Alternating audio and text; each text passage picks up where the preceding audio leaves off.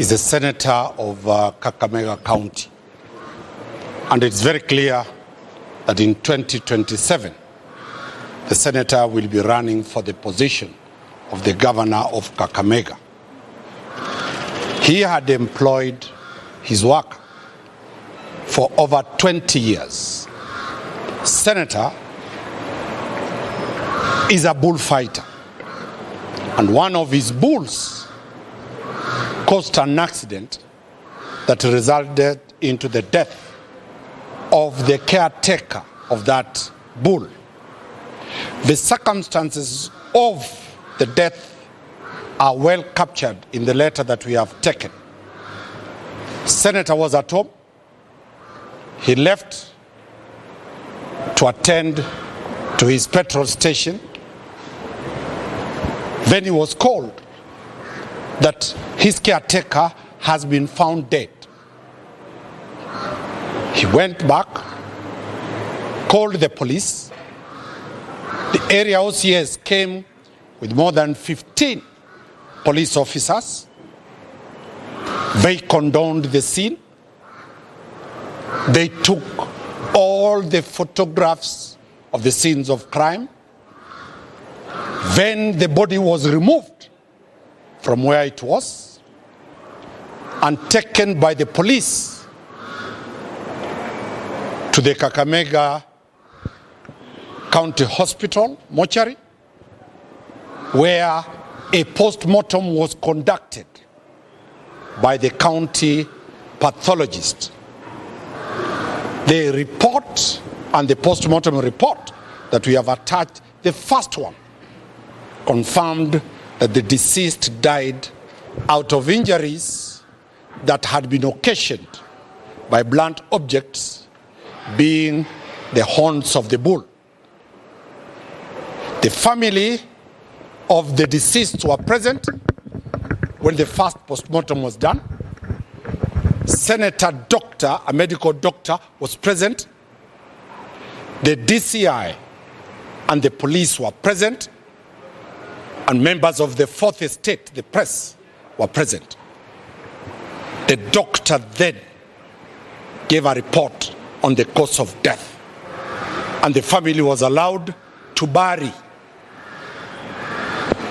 Under the Luya customary law, the body was supposed to be picked a day before burial so that that body undergoes the Luya customary practice of staying in his residence before he's buried the next day. On the day of the burial, Senator and the family, as they were preparing to leave, the area OCS came and informed him with more police officers that they cannot proceed to pick the body because a complaint had been launched by one Toto that Senator had killed or was involved in the murder of the deceased. And therefore, they cannot proceed to bury. Senator, being a law-abiding citizen, agreed with the decision of the police, and the matter that was being handled by Kakamega Police, the OCS, was escalated to the regional county commander's office.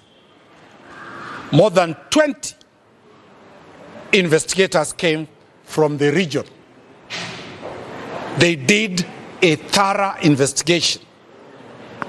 Senator was grilled, the family was grilled, the workers were grilled, and that, after that grilling by the regional office, the complaint was escalated to the Director of Criminal Investigations, Homicide Department.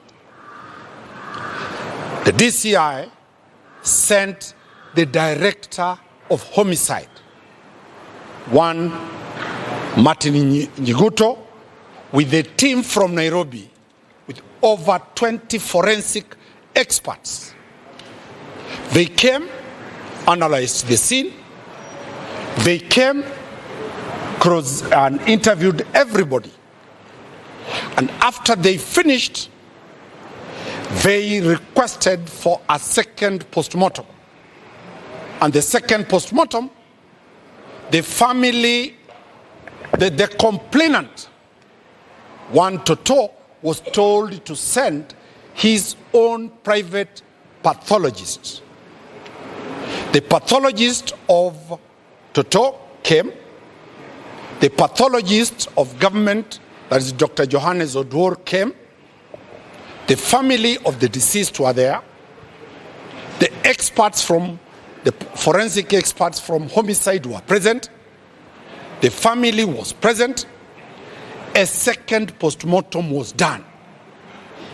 That postmortem, unanimously, the two pathologists, one for Toto and one for the government, and the doctor himself, who himself has done several pathologies, they all agreed that the cause of death was due to the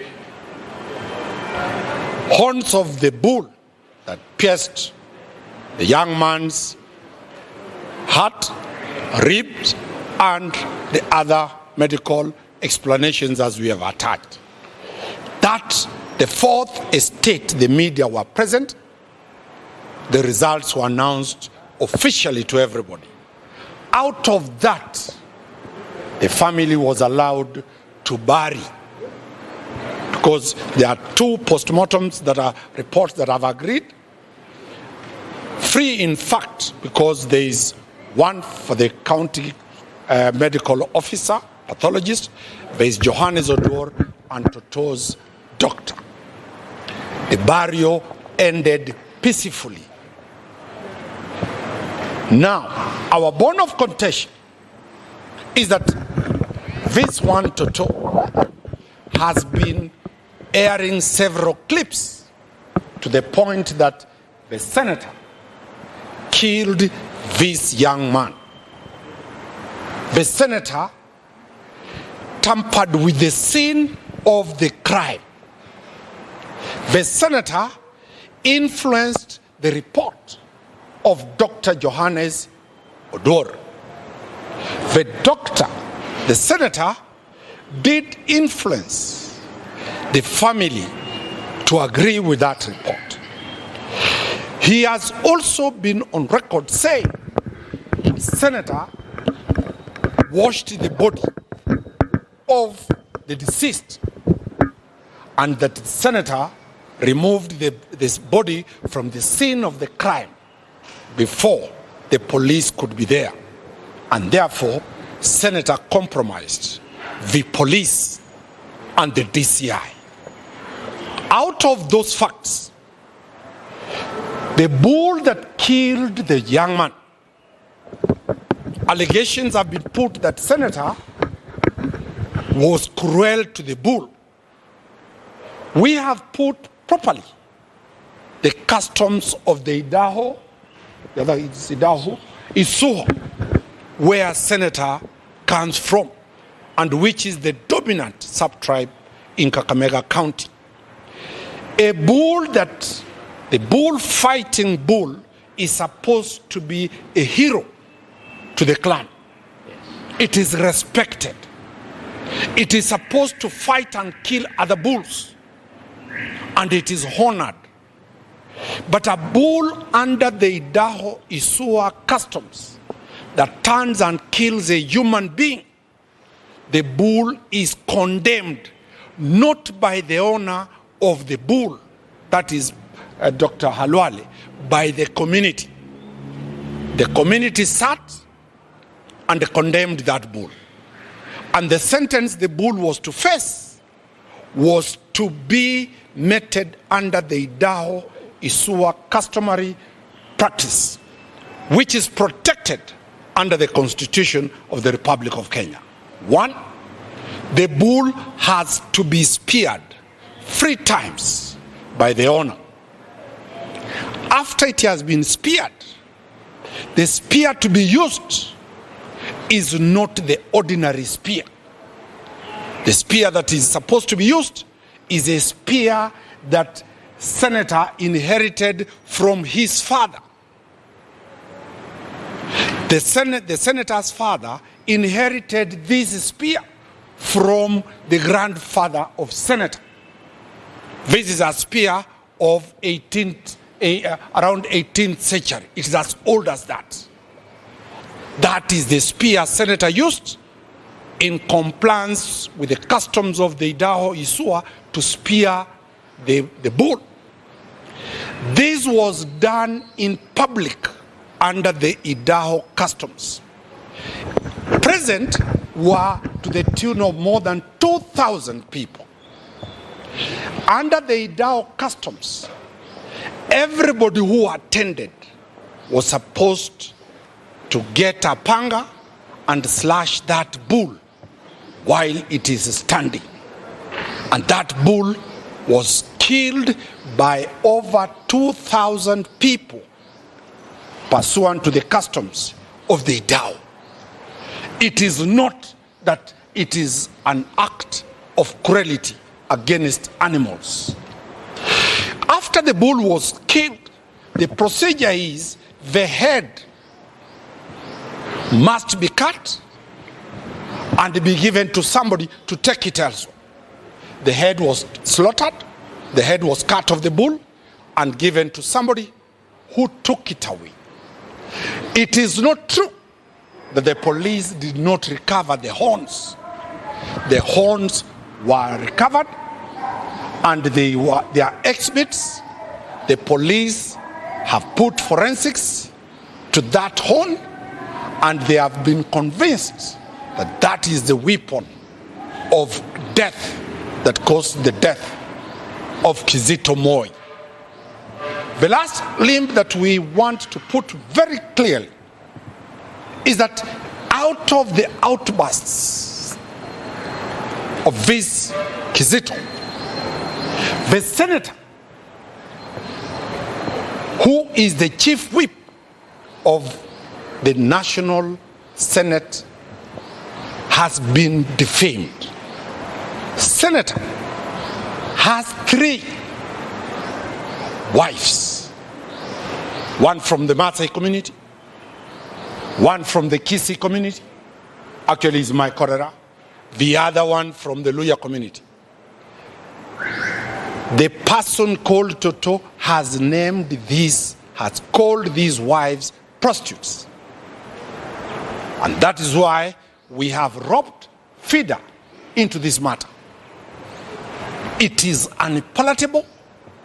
It is not gender sensitive to call wives who are mothers to very serious people, some who are lawyers, as prostitutes. We are demanding that demeaning of women to stop and an apology be given to women.